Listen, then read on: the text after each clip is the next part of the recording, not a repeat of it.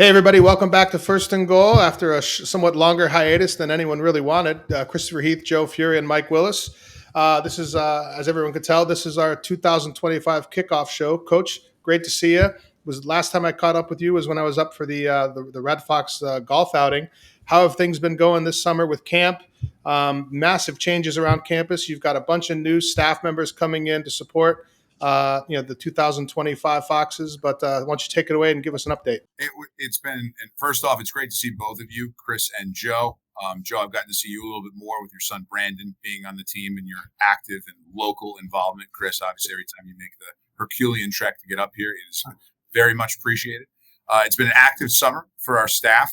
Summer at the Division I level, as during the months of June and July, is a mix between recruiting for the following year's class. Rising seniors in high school. We had an awesome mega camp where we had over 500 campers on campus. That was really exciting and enjoyable. And then ultimately, slowly controlling the recruiting faucet as you move closer and closer to the season and getting your preseason camp schedule ready.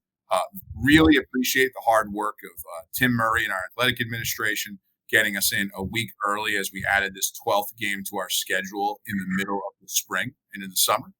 Very excited for that contest against New Haven. It should be a great experience against a terrific program. And I'm really appreciative of our staff and our players and how hard they've worked. They showed up in great shape. We had a number of players set camp conditioning test records, which was really cool to see.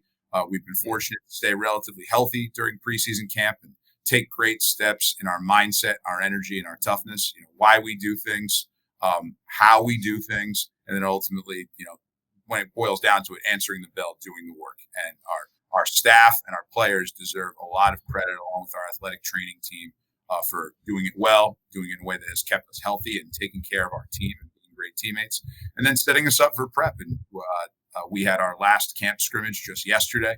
We'll be really at this point fully on to New Haven as we polish things up and get ready for them. They are a terrific, well-coached opponent with a really cool and dynamic roster. And I'm just very, very excited to get to the game, because in football, the only sport that practices more relative to game conditions from a player perspective is our boxers and cage fighters, combat. There's no other game where you practice for so long to get a relatively small number of game opportunities. You're only guaranteed 12 here at Marist this year. And really grateful for those opportunities and really excited for our players and for our staff, because as a coach, your dream for yourself is to put your players in the position to succeed so all their hard work can pay off. So one more thing, Coach, before we turn things over to Joe. I know Joe's going to give an update and he'll kind of bring you in, but the last time we did have you on, I believe it was just before the big fundraising push, not only through Marist University, the launch of Marist University, but the Marist Day of Giving. I know that you were pretty pleased with some of the outreach and response from the Marist players. Not only that, but from that what we call that Marist, those Marist friends and family when it comes to Marist football. It was the Day of Giving was a pretty extraordinary day. Thank you guys for your participation in it. We shattered football fundraising records for a single day. Both participation numbers and really the incredible generosity from some of these big gifts and major donors, yourselves included, was really profound and really appreciated. It's allowed us to do all sorts of cool things for our players, like come to camp a week earlier, advanced nutrition, cool equipment things, advances in recruiting, technology, sideline iPads, which are now legal at the Division I level. There are all these really cool things we're doing for our players that are directly a result of the gift of our alumni, friends, and family giving both their time and, in the instance of their Day of Giving, their treasure. So thank you guys so much from the bottom of my heart. We crossed the $150,000 mark in a day, which is really cool. Sets a really high standard going forward, but it's a good problem to have when you have to uphold a standard of winning. And the level of support our whole Marist football network and family showed on that day was an example of a win, of culture and investment preceding positive results. I'm excited to try to steward the program forward to reflect the investment of everybody involved.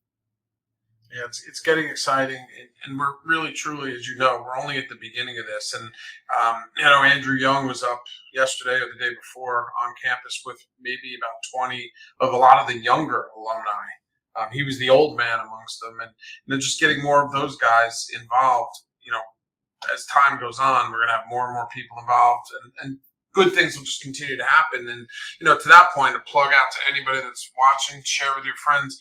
Go to maristouchdownclub.com, sign up for the Touchdown Club, and you'll see on there home game tailgates. Sign up for the tailgates. We already have close to 40 people signed up for the Touchdown Club tailgate for the New Haven game. So it's going to be exciting.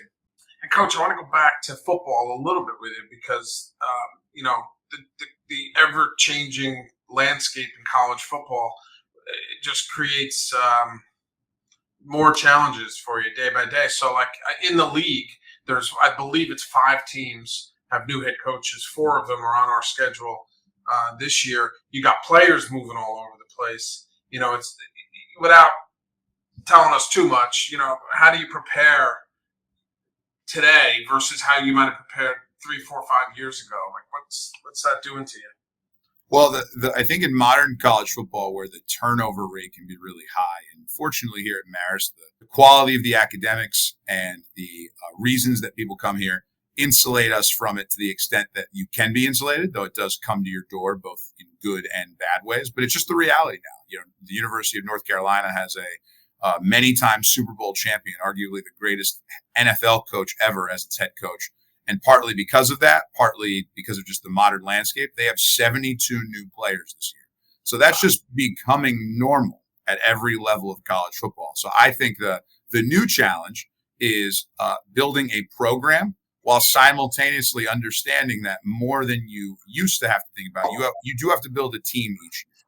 And I think everybody saw last year that we were willing to explore the graduate transfer market in particular to inject, some veteran leadership and some excellence. Gannon McCorkle was a Campbell Trophy nominee and had over a dozen TFLs and was really good in the classroom and was actually elected a captain. I think that trend of excellent graduate students and select undergraduate transfers will be important. And then ultimately, if guys make the choice to move on, it's our goal as a staff to make people better for however long they're here, ideally 4 to 5 years. But even if it's as a grad student, if they're here for 5 months, we want to enrich the lives of our players for however long they're here. We want to make the place fun to be at. And ultimately, I hope that is something that stands out here, whether it's the quality of the classroom education, whether it's being one of the few schools in the country to do a career event during preseason and really show our guys on the team how they can grow and how they can develop connections and mentorship. And then, of course, hopefully the quality of play and the quality of the coaching. And you guys had alluded to the new coaches, but whether it's TJ Weil, our offensive coordinator, and Mike Horan in his second year as the DC, both were on our day one staff here. John Audino, who is almost a college football Hall of Famer, had won over 100 games at the Division III level. We returned Bob Palumbo from the glory days of Marist football here as our assistant offensive line coach. Roger Cutlars on the defensive and special teams staff, who was actually my high school defensive coordinator for a period of time and head coach in northern New Jersey at the high school level for a dozen years. And guys like Noah Vedral, who have been 2-time captains in the Big Ten. Zach Werlinger, who's been all over the FBS level. I hope I'm not forgetting anybody, but the whole staff from Gino, our DFO. We have Diego Arroyo on staff as a GA, a former player here, which is always very exciting because that's how I got my start at my alma mater in that type of role.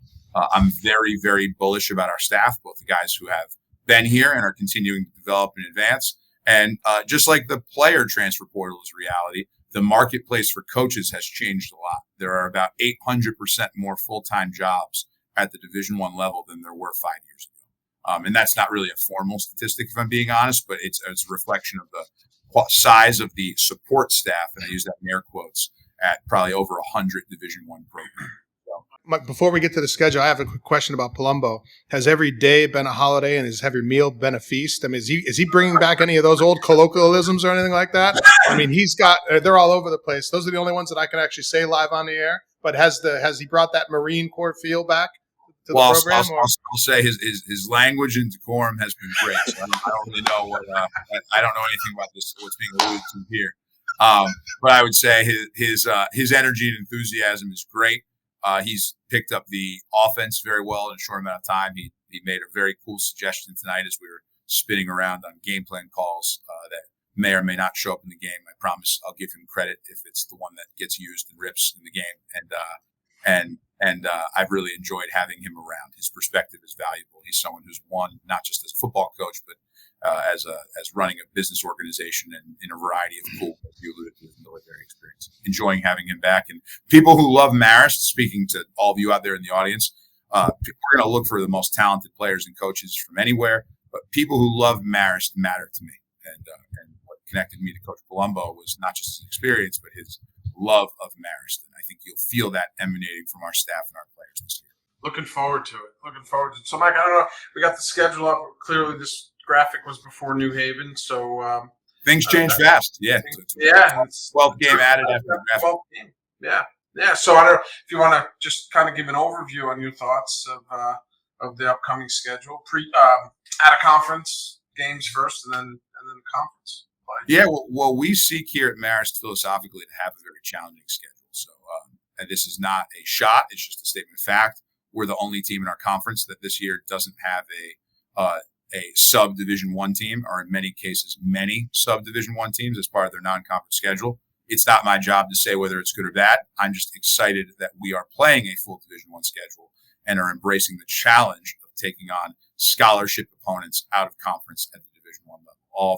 All of our out of conference opponents will have significantly more resources in player acquisition and retention when it comes to scholarships. We also play people from a variety of conferences. And even in New Haven's case, since they're not on here, I'll point out that while this is their first year at Division I, they are a perennial power at the Division II level. And there are many programs, and I know they'll be included in it, who have made a swift and successful transition up from that over the last couple of years. So they do a terrific job. And then in conference, it's been a great league. Last year was one of the best overall records the Pioneer League had in its history, especially in out of conference against Division I, which I think speaks to the growing powers in the league. Terrific programs, proud traditions, traveling to a few places that I personally have not been yet, which is exciting. In my second year as head coach here, there are stadiums and coaching staffs that I haven't gotten a chance to experience yet that I'm really excited about. But ultimately, I think what you're going to see is well-coached teams we get to go against. There's going to be talented players on every roster. Just from the summer analysis we've done, there are players on every team who can cause headaches for opposing players and opposing coaching staffs. And that I think is ultimately what you want if you're a competitor. You want to play and be tested by opponents who force you to be your best. And I think you'll see that in this schedule. And I'm excited to watch our guys try to meet the challenge and be 1-0 we usually say 1-0 on a Saturday night, but this year there are 2 Friday games. So we want to be 1-0 whenever we play. All right. Well, listen, thanks a lot, Mike. I know that, like you said, I don't get up there as often as I'd like, but certainly it doesn't change. My commitment to the school doesn't change or the program, and I miss seeing you guys. So with that said, folks, we're going to bring this to a break, and when we come back from our break, we're going to have Steve Eggink and Jeff Brault, the voices of the Red Foxes, on for our next 2 segments. But Mike, thanks for making some time. Good luck, and we'll see you in the coming weeks. Thanks, guys. Looking forward to seeing you soon. All right. Take care.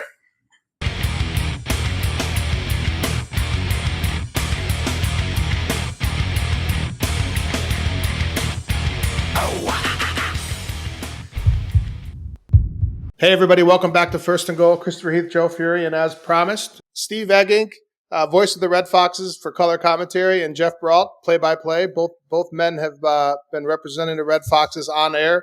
You can catch them weekly on ESPN3 or ESPN News or any of those different areas. But guys, how's it been? How's the summer been? Families are great? Summer's been great, Chris. Great to be back with you guys and chomping at the bit for a football game here in a couple weeks.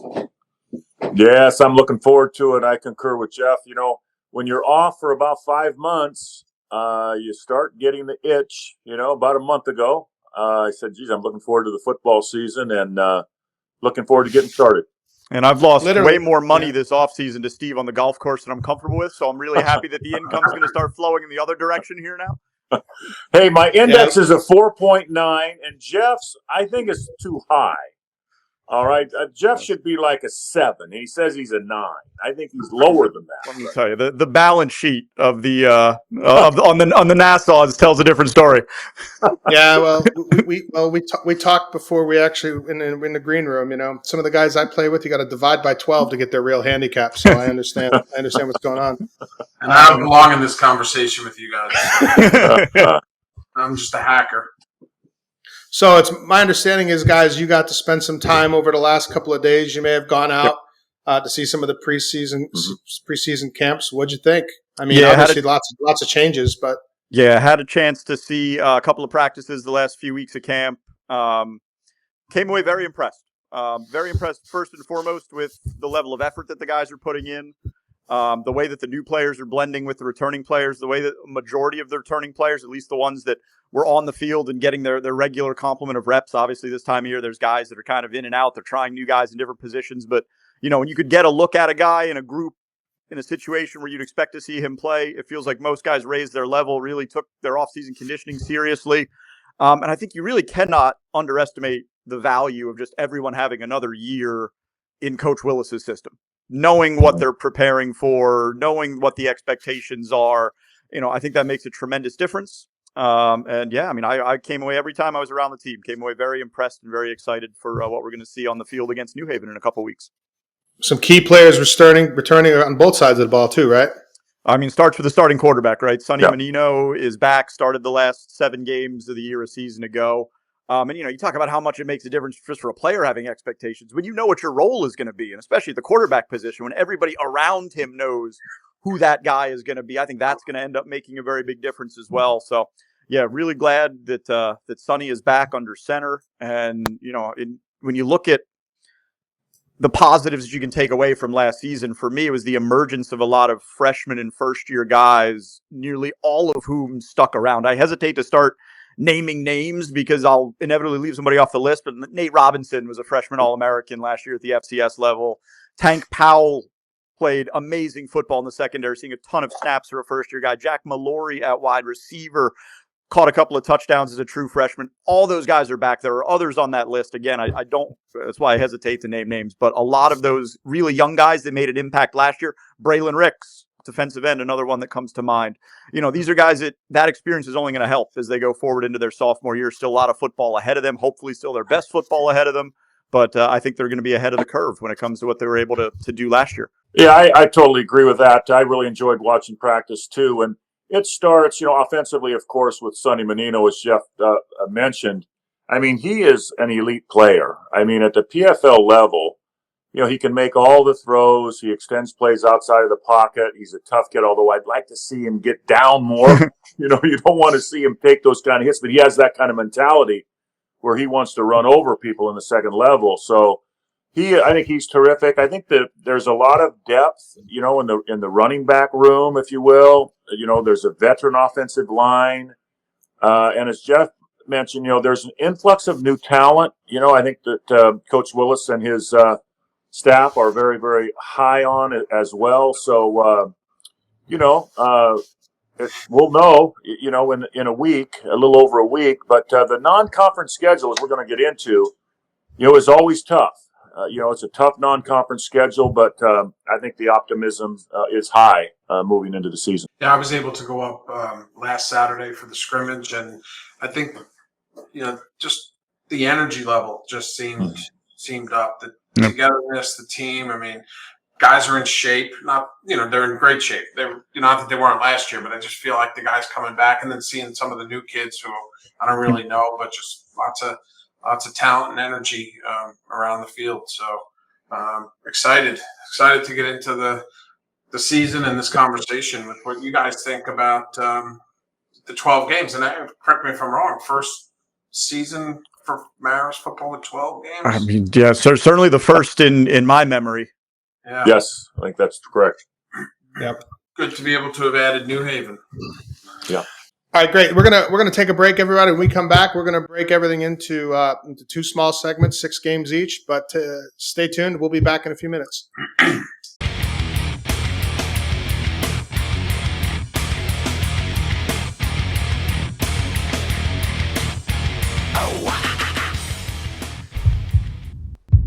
Hey, everybody, welcome back to 1st&Goal. We're going to break down the schedule. So, guys, first 12, we talked about this going in. It's the first 12-game campaign, probably in the school's history. But as Joe alluded to, this graphic was produced by Harrison and the guys in the SID office before. And We're missing one game from this graphic, and I apologize for that. But let's jump right in with the University of New Haven. A very talented opponent who won championships at the Division II level over the last decade.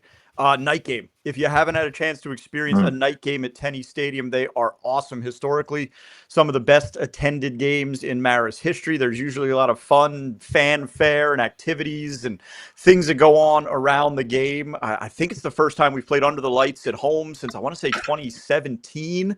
So it's been a second. And I'm just excited for a night game first and foremost to really get that atmosphere going. It's the end of the first week of classes, so hopefully all the students come out and get a chance to really absorb the college football atmosphere that we have at Marist. And I think just from an atmosphere standpoint, from a having fun watching college football standpoint, the fact that that's a 7 p.m. kick is first and foremost what I'm looking forward to. Yeah, and the first of it's interesting, 12-game schedule, but we have 5 opponents this year that we didn't play last year, or in some cases have never played. This being the first one, and they are moving up from Division II, but a good football team. They opened up last year against Slippery Rock and lost, and they lost to them in the playoffs. But they were 8-3 last year. Yeah. So and then as we talked about in the opening segment with Coach Willis, with players moving all over the place. Mm-hmm. How they built that roster, we will see. And I believe they have a new head coach. They do. He was with the program last year. He was the defensive coordinator when Chris Pinson's was there. He's since been elevated, so he will be a first-time head coach. It's New Haven's first game at the Division I level, so it's a huge game for them as well for what it means for their program, their university, their administration. So they're going to be loaded for bear, and they're really talented. I mean, I think Coach Willis alluded to it when you guys spoke with him in the first segment. They've had a ton of success and won an awful lot of football games over the last number of years. They've brought in some impact players from the transfer portal. They are a talented roster. Do not mistake the fact that they haven't competed at the Division I level in the last few years as this being the kind of game that you often see other programs in the Pioneer Football League play this time of year, where they go and play some school you've never heard of from some place you've never been, so that they can steamroll a team 72-0. This is certainly not that. It is a quality opponent. It's going to be a real football game on opening night. Oh, there, no question. Jeff hit it right on the head. They're transitioning to Division I. They won't have full membership, I think, until 2028. It takes a while to transition. But they have 5 players in the NEC preseason all-stars. I mean, first team, they have skill position guys. Their wideout is really talented. Yep. They got a really good running back. So we don't need to get into specific names right now. But I mean, they're a talented team, and they were great at the Division II level. So hey, I think the vibe will be high. And as Jeff mentioned, it's going to be a great crowd. It'll be a wonderful atmosphere at Tenney Stadium. It's really a great way to start the season. And Joe, you are right on. A lot of first-time opponents on our schedule. New Haven, believe it or not one of them. We have played New Haven before. We played them in 1974, I believe. And the Red Foxes are 1-0 in the series. So we were hanging our hat on that. Hopefully we can duplicate past success. See, I thought I was the king of useless information. You Wow, you went back to the archives for that one. Interesting. I believe, and now record-keeping spotty from the mid-'70s and whatever level of football we in New Haven were playing at the time. But I do believe we shut them out. So I think we have never allowed a point. Great billboard material. Nice job, Jeff. Billboard material. I apologize. Any of the Chargers out there from 65 years ago. I mean no disrespect. So that would have been 74. You said. So, I believe somewhere in the mid 70s. Yeah. Yeah, that would have been then club days still for us. Yeah. Probably for them too. Well, let's go ahead and let's move on. Let's go ahead and take a look at. Then we have Bucknell coming in at Marist. Yeah. So this one, you talk about like the opposite of that example of some teams opening up. So they go out to Air Force in their opening game. They were 6-6 last year. I think they went and beat Lafayette after we had lost pretty rough one at Lafayette. But I feel like that game last year, a lot of crazy things went against us in that game. We lost 34-18, but I feel like that game was a lot closer. And what do you guys think about it? Well, I mean, I think that was the game Enzo got hurt, and so that was the first time right. that Sonny was pressed into duty as the quarterback. So anytime you have to do that mid game, obviously that's going to put some strain on on an offense, on a program, just on everyone's comfort level. And forget about the fact you're going up against one of the better opponents on your schedule, which Bucknell was last year. I think you're right, Joe. I mean, I remember I want to say there was like a fumble on the sideline where, we're watching replays in the booth, Steve and I, and we're, I mean, almost certain that this call is going to get overturned. It ends up not getting overturned. I feel like there were a couple of pass interference calls where, it felt like we had a pretty good angle on it. I'm not going to say we had a better angle on it than the officials, but, I like to think Steve and I try to keep it as down the middle as we can with some of that stuff. Yep. And I do sort of remember that game, us being quite surprised at the way some decisions went. After reviews or after official discussions to come to their final determination. So, yeah, I think you're right, Joe. I think it was a game that was closer than perhaps the final score indicated. But I think, look, there's going to be a lot similar this year. Dave Cicchini back, head coach, knows Maris really well. Before he was at Bucknell, he was at Valparaiso. So Maris has been on his radar for quite some time. And Ralph Rucker still has eligibility. So they've got a quarterback in Ralph Rucker who is one of the better quarterbacks that we're going to see this year. Guy with some high major experience, started his career at Oklahoma. No stage is too big. And he's just, we've seen him the last 2 years. He's a really, really talented quarterback. Yeah, no question. They're picked fourth, preseason in the Patriot League. They've got some key kids back. And Rucker, of course, he's the preseason offensive player of the year in the Patriot League. I mean, talk about a kid that can make all the throws. We saw that last year. I mean, he's a really talented player. But that game you guys are exactly right. I mean, that game was closer than the 34-18 final. I mean, we got Marist had some really, difficult calls would probably be put in mind. Did we have a punt block for a touchdown or maybe a punt return? Yeah, there was some special teams, but, we just had some couple plays, that were critical. But, the game was close. The kids competed in that game. But obviously you can't let Rucker go crazy in that game because he is ultra talented. But that is a tough opponent in Bucknell. No doubt about it. All right, great. Let's go ahead and go to our third game. Appreciate it, folks. Let's go. Marist at Wagner. Yes. Yeah, out to Staten Island. So this one's this replaces the Army game, guys. If you remember, that was scheduled a few years ago. And they went to the American Conference and had to take off the out of conference games. Right. I'm not sure which is worse, their opening game or Bucknell's opening game. So they take a trip out to Kansas to play in week one. So they're not mailing it in either. So good, talented program here. They're getting a nice check. They're getting a nice check, though, Joe. Sure, they are. They were 4-8 last year. I know they played UMass and I think FAU. I believe they would have lost those two games. So almost 500 in their conference schedule last year. So what do you guys think? Team on the ascendancy. I think they were picked 5th in the NEC in the preseason, which is their best preseason ranking in quite some time. First time we've seen Wagner in a while, maybe since even the Walt Hamline era, who, back when he was the head coach. It seems like in this portal era, they have more back than most, more continuity than most. So that's, I think, going to be a help for them. And it will be interesting, Joe, to see how they survive their early season gauntlet, what that does to a team going out. And, they're certainly not on the same level as a Kansas. So it's going to be interesting to see, exactly what effect that has on them as a team. But this is a team that is steadily climbing up the ranks in the NEC. And there's a lot of talented football players there on Staten Island. Yeah, no question about it, Jeff. You're right. They are picked 5th preseason. They got a lot of great skill position players as well.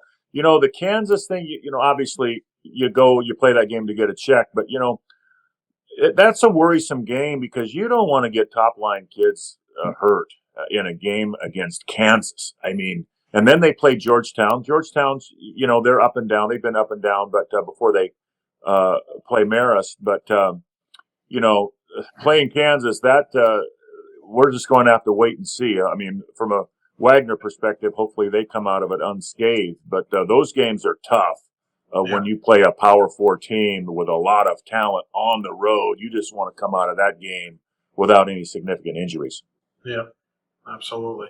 Well, so then we have a bye following that week, and a little off. Normally we're out of conference into conference, so we're going to mix it up, right? And then we start conference play with Butler, Right. And just looking, top to bottom, San Diego, Drake, St. Thomas, Butler's predicted to finish fourth. Yep. They've got us at 9 out of 11. Yep. So interesting to see the preseason rankings, but they have a tough opener at Northern Iowa, but then they play Truman State, which is a D2 school, and Hanover College, which is a D3 school. So manageable games for them coming into. I think those games are before us, but. Yeah, I think, you referenced the preseason poll. I think most years they're not worth the paper you print them out on. I think that is especially true this year in the Pioneer Football League for, we're going to say this a couple of times in this discussion, but it starts with Butler. There's so many new faces leading programs, and Butler's one of them. Mark Uremovich, their head coach last year, moves on to Ball State, and so they bring in Kevin Lynch, who is the son of one of their all-time great head coaches, who was Kevin Lynch's father, played at Butler, is one of the best, one of the most important names in that program's history. He takes over as a head coach for the first time. So what's that going to do? How's that going to change the team? It remains to be seen. They do have Reagan Andrew back at quarterback, who we haven't gotten to see the last few years because Butler wasn't part of our schedule rotation the last few seasons. But watching him on tape, I'm really excited to see him play in person. He's 5'7". He's one of the smallest quarterbacks in Division I, but he was twice the PFL Offensive Player of the Week last week. He can get it done with his arm and his leg, and he's just got, I think because of his size, I haven't spoken to the kid, but he plays like he has a chip on his shoulder. He plays every snap like he's got something to prove. And watching him on film the last few years has been fun. I'm excited to get to see him in person out in Indianapolis. Yeah, it's been we played them last in 2022. And they were talented then. But as Jeff mentioned, there's 5 new coaches this season in the PFL. So what are you going to get from Butler? Jeff mentioned the quarterback for sure. But, it's a new regime, a lot of new players. So the preseason poll this year with 5 new coaches, with all of the influx of new players, I mean, who knows? How about this, guys? Our head coach, Mike Willis, is the 5th longest tenured head coach in the PFL. Wow. 2 years, 8 of the 11 coaches are in their first or second year.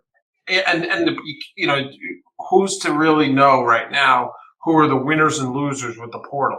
Exactly. Right. You really don't know. And we're back on coaches. We talked with Coach Willis in the opening segment, and I believe one of you two guys had told me like last year, Coach Willis's first year, the average age of our staff was like 26 years old, very, very young staff. And to add, the 3, a bunch of new coaches like, Noah Vedral and, who played at a high level, but, Palumbo, Adino, and I'm drawing a blank on I mean, to bring that, those years of experience onto the staff has got to be a major, major upgrade, in our staff. So, I think you're right. The poll, it's a crapshoot, really. Yeah, it is. This year, the PFL did something interesting this year where you voted for first place, second place, third place. And I believe every school 1 through 8 got at least a third place vote. So there's not a lot of consensus among the head coaches in the league as to who's at the top, who's in the middle. Everybody got votes all the way down to the 11th ranked team. Yeah. I mean, everybody this time of year is going to say it's wide open. I don't think that's lip service this year. There is no order of finish that I think surprises me in the PFL this year. No. All right, great. Let's go ahead and let's move on. The next game, San Diego's coming to town. The Toros. Yeah, good year. They were 8-3 last year. 2 years ago, we did beat them in Poughkeepsie, 30-16. I think was that. They have I'm looking at these teams on their out of conference schedule: Cal Poly, Southern Utah, Montana State, and they come to Princeton. And I think they come to Princeton when we have a bye week. So I will make my way over the 5-minute walk over to Palmer Stadium and watch that game. That's 2 long treks to the East Coast too. Wow. Yeah. Just we talk about what our preseason polls were. San Diego is picked first.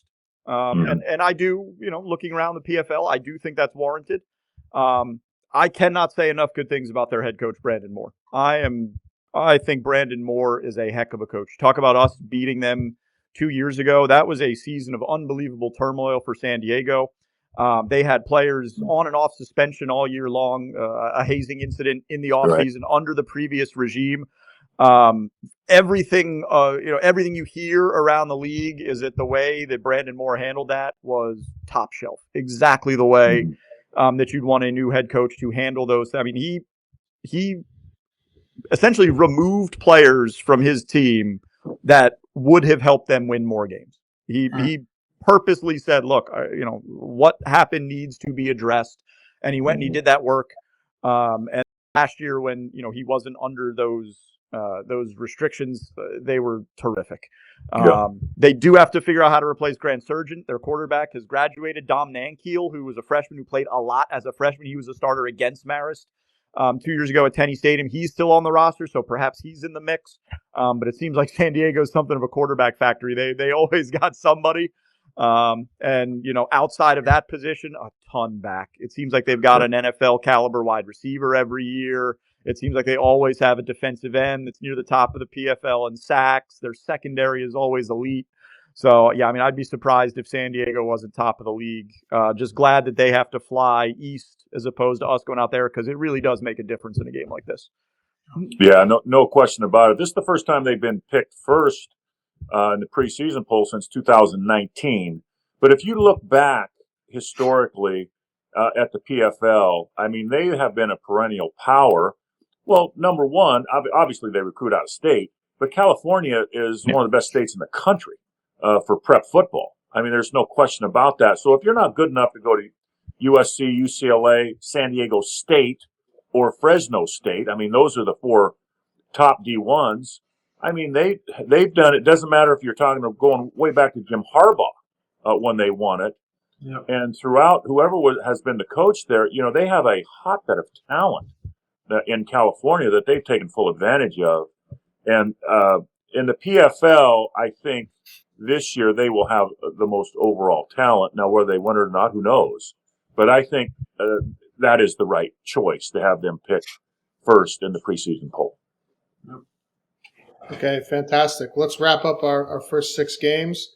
Obviously, this is going to be something that Mike knows a lot about, spending so much time in the Ivies, but Penn is coming to town. We've always had for the last, probably about 15 years, we've had a great partnership with Ivy League football, but it's usually, we've never seen Penn from what I recall, but I think we've seen him once. Yeah, this is the game I'm personally most excited for. I'm from Philadelphia. I was born 5 miles away from Franklin Field. I've never been inside Franklin Field, so I'm very excited to get to see Marist play in my hometown in one of the most historic venues in college. I mean, heck, in America, but especially in college football.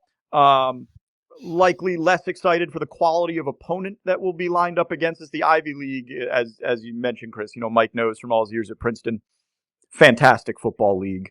Always punches above its weight, always has a number of NFL guys. Now they're eligible for the playoffs, so I bet it's going to be even more intense in the Ivy League this year. And while I don't think folks in that league consider Penn at the class of the league, we saw last year with Columbia, anything can change, right? Any given year. Ray Priori's been around for a long time. That man knows football inside out and backwards. They're going to be well coached. They're going to be talented. It's going to be a tough game. But it's a good challenge that comes at a good time in a cool area. And, it's always fun to see what you're made of when you go against an opponent like this. Yeah. What's good as a football fan, I think the Ivy League's the only sport not able to go compete in the playoffs for all those years for football. Right. I think it'll have an impact this year in upgrading. Not that it needs an upgrade. I mean, it's quality football. There'll be an upgrade this year, but I wonder what it's going to be like in 2, 3, 4 years for the Ivy League. I mean, you're going to see a couple Ivy League teams in the playoffs making deep runs on a regular basis. Yeah. I mean, I think 2 years ago, the Ivy League likely would have had 2 teams in the FCS playoffs if they would have been able to go. So, Yeah, I mean, I think it's, not that the league, needs to quote unquote get better. It's already one of the best leagues of the FCS. But yeah, I agree that I think the bar is only going to get raised now that they're playoff eligible. I do think for anybody who may want to travel to a Marist Road game, I would circle this one Friday night. So it's a night game at Franklin Field. You can take the train from New York City right into 30th Street Station. It's a short hop over to Franklin Field from there. You need a cheesesteak spot, you want to start at Angelo's. That's going to be your best cheesesteak in the city. If you're on South Street, look at Jim's, John's Roast Pork. If you're coming in from the north, swing through Roxbury, go to D'Alessandro's. You really can't go wrong with eating in Philadelphia, one of the more underrated food cities in America. So there's lots of good eats that you can get before this game at Penn. And then check out the Red Foxes in real historic facility. I was going to say it's definitely on the radar for me, being halfway of a 7 hour trip for me. So I plan on pulling the boys out of school and taking Amanda up. So yeah, you were gonna say, Steve? No, I said Jeff never will lead you down the wrong path with his food. With the restaurants that he researches and you go to steakhouses, they're always A+. Always A+. I heard it's legendary. I've never had them to the Cigar Club here in DC, but we're gonna talk a little bit about that when we get to St. Thomas because I'll hold that in reserve before we go. But all right, great. Well, let's go ahead and bring this segment to a close, guys. We'll be back for our second run of the final 6 games in just a minute. All right.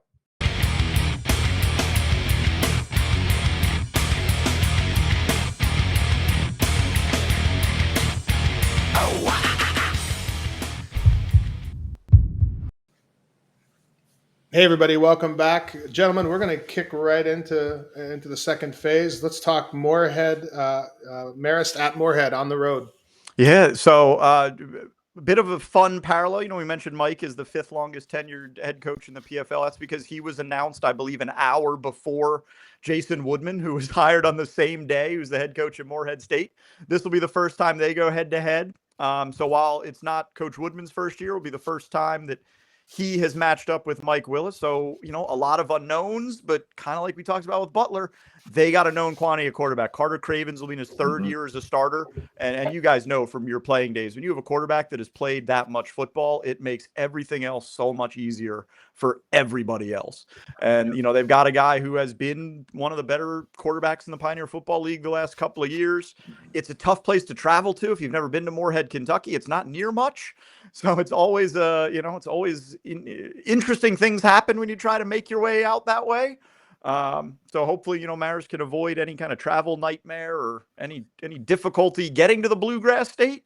And, if we can do that, we have a pretty good history out there. We've won a lot of games out there at Phil Simms' alma mater, Moorhead State is. Yeah. Historically, they score a lot of points. Jeff mentioned Cravens. He's a great quarterback. In 2022, Marist, we beat them by 10 points. And Jeff mentioned we had a bit of a travel nightmare in that game. We almost had to forfeit, believe it or not. Yep. I mean, we were 20 minutes away from forfeiting because there was fog. But anyway, we made it down there, and some of the equipment arrived like an hour before the game. It was amazing that Marist kids and players had the intestinal fortitude to win that game. Yep. I mean, seriously, they had a lot of obstacles going into that game. They ended up winning it. I think it was 31-21, and it was a great win on the road. But historically, Moorhead scores a lot of points, and so it'll be interesting with the new coaching staff there as well to see how this game plays out. And back to that travel nightmare, and the emergence of our touchdown club and fundraising for Marist football. Yeah. Right. A lot of what we're doing, Coach needs a lot of things, but one thing from the Marist million raise that happened 10 or so years ago, and what we're doing now enables the funding for these charter flights. Yes, right. Prevent a disaster like that from ever happening.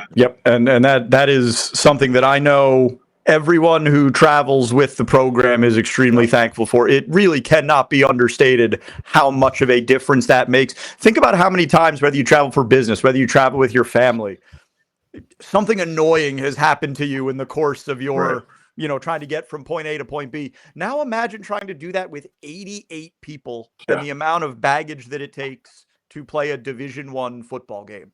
And like, so the fact that a lot of those headaches have been alleviated because of the work that you guys, your fellow alumni, the supporters of this program have put in over the last few years, it might, maybe if you're not part of it, I don't know what people's conception of it is. Maybe you think it's not that big a deal. It is a huge deal for student athlete welfare, player recovery. I mean, the list goes on and on about what kind of difference something like that makes. Yeah, it's massive. No question. Absolutely. And these guys, I mean, they were 7-5 last year too. Morehead. So they've got it looks like they're playing 12 games. They've got a D2 Allen and an NAIA, but they're also playing 2 FCS teams, Illinois State and Austin P. So pretty balanced out of conference schedule there. So it'll be interesting to see how they how they're different. What did the portal do to these guys? Yeah, right. I think in a way they're somewhat similar to us, not necessarily in their style of play or anything like that, but just, they're one of those teams that's trying to break into the upper echelon of the Pioneer Football League, just like we are. So, I think it's a couple of teams that are going to have something to prove. Hopefully it's a game that, the just past the midway point of the season that has, a lot of emphasis, a lot of meaning for the PFL standings. And, that could be one of those rubber meets the road games where one team's chances to win a championship get accelerated and one team's fall back. Yep. Yeah. All right, let's go ahead and let's take the next step. Drake is coming into Poughkeepsie. Yeah. So last year's Pioneer champs. We played a tight game. We lost 19-0. It was another one last year that we, kind of were hanging around and a few mistakes. Defense played great out in Des Moines. I think the offense just could never really quite kick it into gear. I think a lot of credit to that goes to Drake's defense, their former head coach, Todd Stepsis. Elite defensive coach. He's now at Northern Iowa. I think that should tell you all I need to know. Finn Claypool, good news. Maris will not have to deal with him at defensive end. The PFL Defensive Player of the Year is now at Fresno State. So, we do not have to deal with, the Reggie White of the Pioneer Football League as he was for the last couple of years. But Drake's, again, new coach, we'll see. Joe Woodley takes over the program. I would be surprised if it's a steep fall from grace. They still have a lot of talent on that roster. They're a perennial power. But yeah, again, it's with all these new coaches, it's hard to know what you're going to get at this point of the year. Yeah, no question about it. Drake, they're going to be good though, especially on the defensive side of the ball. They always are. But there's unknowns whenever you have a new coaching staff. It'll be interesting, but that's going to be a tough game. I don't think there's any question about it. They do have some returners from their championship team. So in terms of the PFL, that'll be one of our top opponents. I don't think there's any question about that. But a lot like San Diego, you're glad you get them at home as opposed to having to go out there. Yeah, absolutely. Yep. Unlike the next one, so. Yeah. So Joe, I'm going to do a little preamble here because I know that you guys love your travel. For the last year here at IBM, and we're going to give her a shout out here. This young lady Naomi who worked in my finance office, but she's been part of an internship program that IBM has specifically with folks, and she's actually a senior out there, and she's offered to play host for me for breakfast, but I'm going to ask her to kind of flip the script and find us a nice steakhouse. So nice. She was spectacular. So Naomi Peters is her name, but I'm going to send her a copy of this. But we first connected and she saw all the background and stuff. She's like, well, I go to this place, and I looked at it. When I found out that she was a college student working for the company, I never understood how far we went with these intern and externship programs that we've had. And we've had 3 or 4 Marist football players work with IBM too, but I found out she's all the way out there.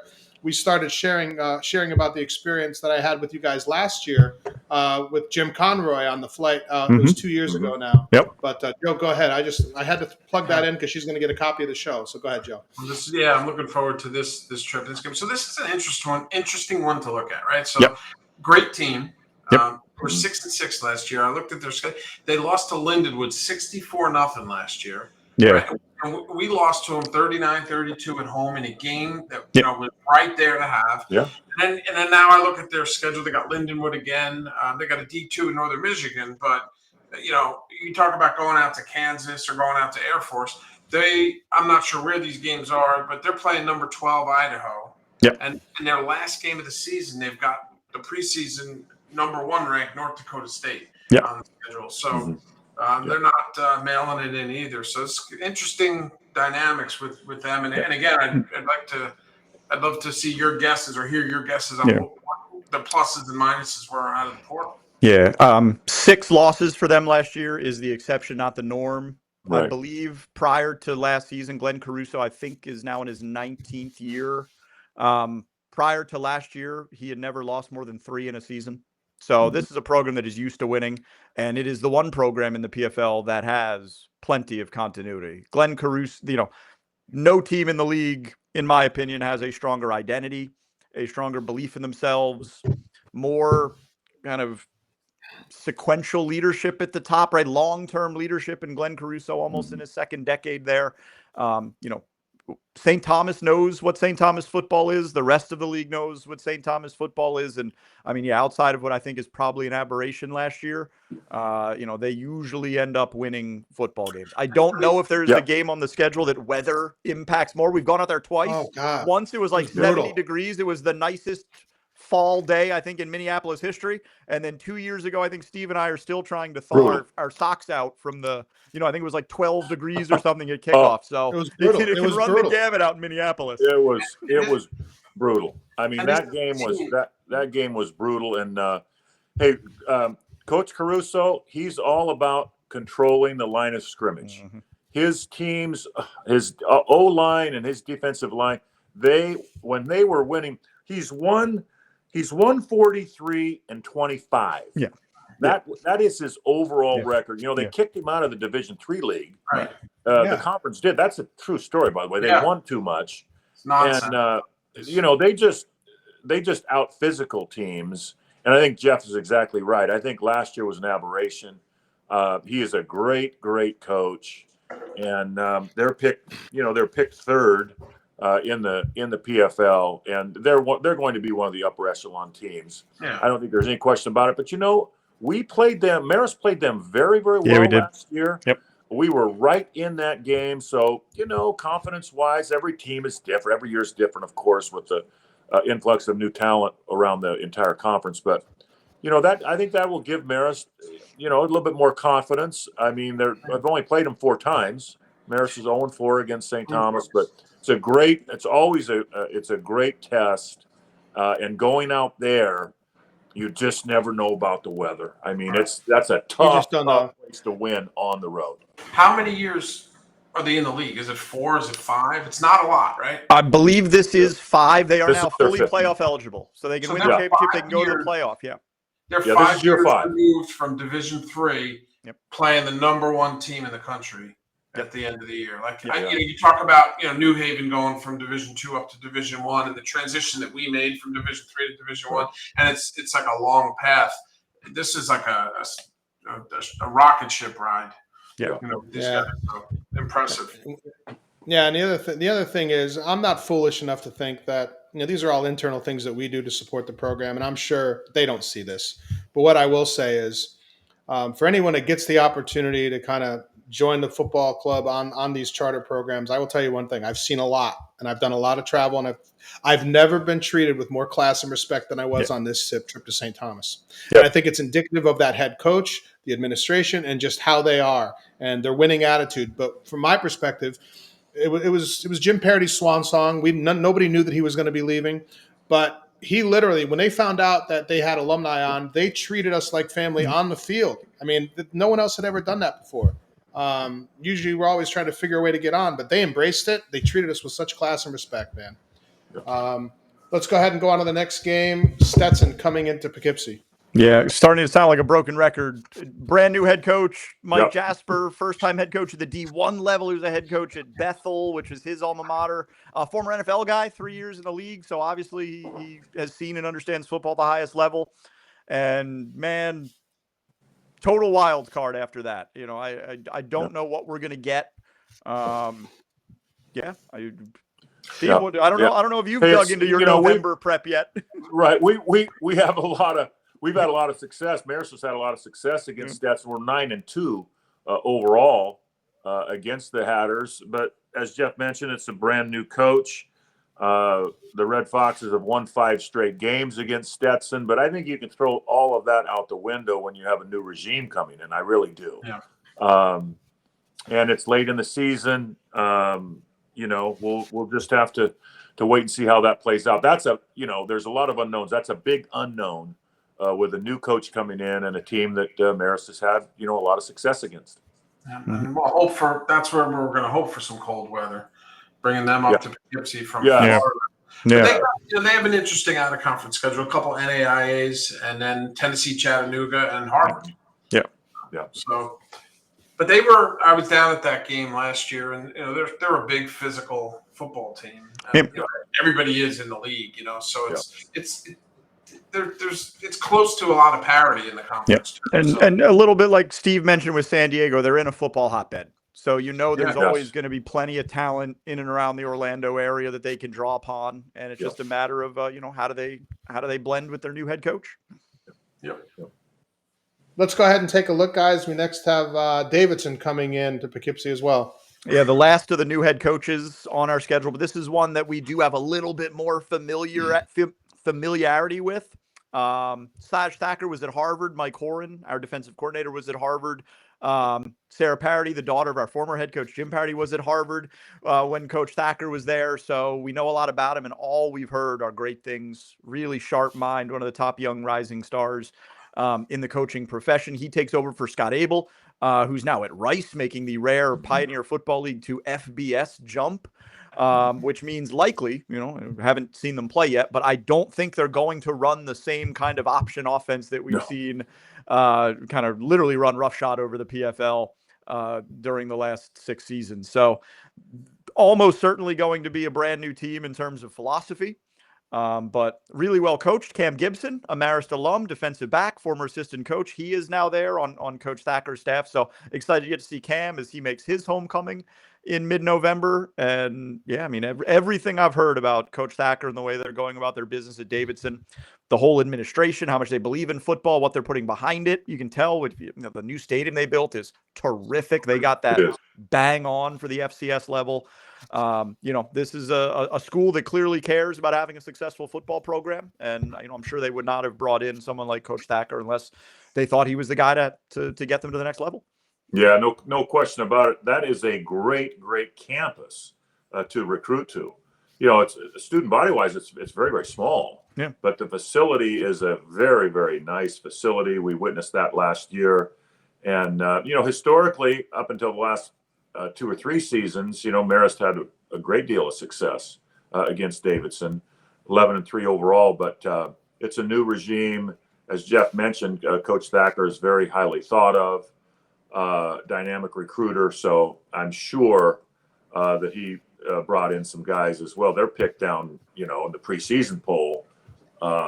They're down at the bottom third, but the polls this year, as we talked about earlier, guys, just really not really worth the paper that they're on because there's so many unknowns. Yeah, right. And a pretty decent out-of-conference schedule with Elon, Georgetown, Tennessee Tech, and then they've got a Division 3 Greensboro on there to take probably an easier one. But so you said they're going to change that offense. Now the coach from Harvard, was he an offensive coach at Harvard or defensive coach? I believe he was on the offensive side of the ball, but I don't hold me to that. Yeah, because they ran the football really, really well. And they do have Maury Adams back, who, obviously was one of the top rushers in the FCS the last 2 years. Certainly some of that is system dependent, but also some of that is just Maury Adams is a really talented football player and a really good running back. So, I would not be surprised if it's a steady dose of the ground game, but we'll see when something's put on tape here in a couple of weeks. Yep. All right, outstanding. Let's go ahead and move on. The final game of the year. We're going down to the Blue Hose. Yeah. Steve talked about how small Davidson is. Presbyterian is the smallest Division I university. I think their enrollment is like 1,800 students. Wow. And they are the program with some of the most consistency. Steve Englehart, their head coach, I think very, very highly of. I think this is a team, Joe, where they picked 7th in the preseason poll. They are. Yes, 7th. Yep. That is the biggest disparity between the actual preseason poll and the one in my head. I think Presbyterian has the talent, has the coaching staff to be a top team in the league. It would not surprise me if they're in championship contention. Steve Englehart, I think just a really, really good coach, took over a program that was down in the dumps and very, very quickly brought them back to respectability. And now I think they're ready to take the next step to being a team that can contend to win championships. He's always got some crazy trick plays up his sleeve. You know, he uses guys in really interesting, dynamic ways. This is a fun matchup. And, you know, like every game the last week of the season, I just hope it's one that counts for trying to get us to the chance to earn another game the next week.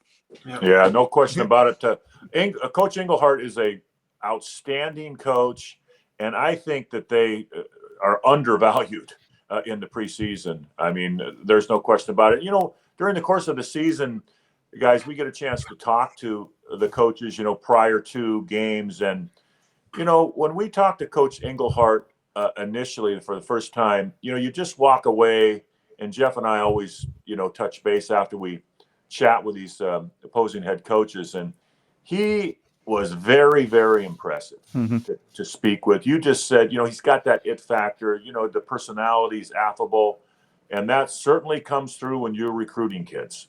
And he has done a great job. You have to remember, he took over a program that was just in the dumpster. And he has done a great job there. Each year, you can see that the talent level, especially with the skill position kids, a lot more speed in that program. And I think that they are going to be a team to be reckoned with in the PFL this season. What tells me all I need to know about Coach Englehart, and this is not meant to disparage, you know, any of the players on his roster. His son plays quarterback at Presbyterian, a very good player, a player that can compete at this level. And last year he chose a different quarterback to play over his son. So to me, that says, you know, it says all I need to know about Coach Englehart as a coach, as a man, as a, you know, a leader of a program. Yeah, we lost a Agreed. tough one. It got away at the end last year, but I think the 2 years prior, you know, we beat them at home 3 years ago, and then 2 years ago on the road down there. So we'll see again. What did the portal do to them? You know, to that roster, and you know, by the 12 games in, you know, we'll see how you know, things change for both teams. And like one of you just said, maybe that gives us the right to earn to play the following week. Right? I mean, Yes, that's what you hope for. You know, PFL still has the auto bid. Yeah. League champion plays a 13th game. So let's, you know, might as well be us. Somebody's got to do it. Somebody's got to do it. Yeah.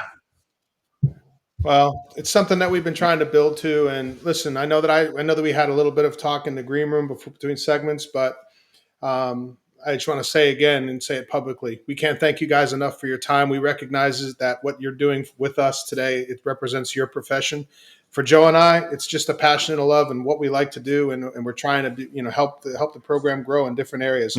Thank you very much for your time, and Joe, I'll kick it over to you before we kind of wrap things up. But thanks. I echo that, Chris. I appreciate, you know, you guys and what you do for Marist football, and I'll be listening to you in a couple of those games as I can't get the road games. So be following you in the games. And so where are you? Without records. Like, I know where, you know, the preseason, you know, predictions were for you guys last year. Just same, worse, or better than last year? Do you are? Yeah, as an I make it a point never to make those predictions publicly. Obviously, you know, we have a job to do in the booth. Our goal is just to present the games as fairly and as accurately as we can. And I think the last thing that I would ever want to do is to, you know, put out what I think might happen before. One of the fun parts about our job is that we get to react to what happens live. And we don't have to worry about what we think may or may not happen, because we're going to be there trying to adapt to whatever scenario gets put in front of us. I just know, we're alums too. I'm class of 2008. Steve, maybe 1 or 2 years before that. I class of I 1929. am very, very excited about being affiliated with the Marist football program this coming year. From what I've seen in practice, from what I've seen, So in terms of the caliber of young men that we have coming in. So that's a positive. You're more positive this year. Okay. Yeah. Hey, listen, watching practice, the energy level is there. I know the kids have worked really hard, dating back to the spring practice, obviously through the summer, the weightlifting program, all through fall camp. Great energy. Yesterday, I think their skill position kids are good. When you have a quarterback like Sonny Menino who can make all the throws, and that kid is dynamic. I mean, he can make plays outside of the pocket. I mean, extend plays. When you have a talent like that, I mean, I'm very optimistic this season. I really am, and I'm looking forward to the game. Geez, a week from tomorrow. It's right around the corner. Yeah. And, Chris, very kind words to thank us. But I mean, really, I think you guys deserve thanks as well. It's been really cool over the last few years to see the way that the alumni have come together, to see the way that folks from across eras, right? Guys, we had folks traveling on trips, who were part of the Viking days back in the 90s. Right. I think we had our first ever quarterback came on a trip, and just to see, guys from way back when and guys from today. I was at practice the other day, and Alyssa Gates, shout out Alyssa Gates, who runs the Student Athlete Enhancement Center at Marist. She brought back a lot of younger alums. It was great to see guys like Chucky Looney, James Luft, Mike Arrington, Clay Fields. I'm missing a bunch. There were probably 20 or 30 guys back. Great to see them, have an olive branch extended to come back, still be a part of the program. Yeah. And what you guys are doing with this podcast and with the Marist Touchdown Club is instrumental in making that so. So it's great for us as people that love Marist, as people that want the team to be successful. It really is making a big difference. Our plea today is, as it always is, please save us some food at the tailgate for after the game. I don't ask for much. We just ask for a plate. Absolutely. And I will miss a couple road games, but honestly, it's going to be fun to listen to you guys call the game from my couch. So. Yeah. Home games. Steve and I are on ESPN Plus on the TV stream, wherever that may be. And then road games, you can find them. GoRedFoxes.com, or if you're traveling and you got a cell phone, you download this thing called the Varsity app. It's probably the easiest way. It's totally free. You search for Marist and the Varsity app, and it usually syncs up really well with the television. Not that we would ever disparage any of our other brothers of the microphone, but if you were to want to mute the TV and hear whatever the the hometown crew thinks, it's an option through the Varsity app on your smartphone. Absolutely. Yeah. I've never had a problem finding the live feed, even if it's from the live feed of the Blue Hose. Though I just think about where we were and looking at grainy video, and now I mean, literally, I was showing Joe in this little man cave that I have out here. I've got plasma screens. We actually stream this stuff live in here if I can't make it up there. And seeing how fast that ESPN relationship is, how fast it's grown, but it's really changed the scope of the brand of not only football but athletics. It's really hard to broadcast a football game. So, shout out has to go to Harrison Baker at Marist, Nick Skidmore, Jack Darling, Mark Phillips, our technical producer, Ryan O'Donnell. What a lot of people don't know is, outside of those professional folks, the rest of the broadcast is staffed by Marist students that are part of the sports communication program, people that want to get into broadcasting, that, are getting their hands on a camera, running replay or doing graphics or audio or whatever for the first time. Our sideline reporter, William Rosen, who you met last year, handling business down on the field. He's going to be a junior in college this year. That's how I got my start way back in the day. So big shout out goes to all those people. It truly takes a village. Like Steve and I get to be the people that you see on camera, but we're the least important cog in the wheel. It's all those people behind the scenes that make it go. And so, Chris, the fact that you've enjoyed it, had it up on the big screen, thought it looks cool, that's all because of those guys. Well, you guys do an amazing job. Yeah, absolutely. And now, we want to get more people up to the games live. Now we're not really pushing to listen to you from the couch, but you guys do a great job, though. For sure. No, thank you. Appreciate you. Yeah. All right. Well, thanks again, fellas. Thanks for taking a Thursday night away from your families, and we look forward to seeing you in the next Can't wait. weeks. Take it See you easy. down the road. Go Red Foxes. Thanks a lot. All right. Bye bye. Bye bye.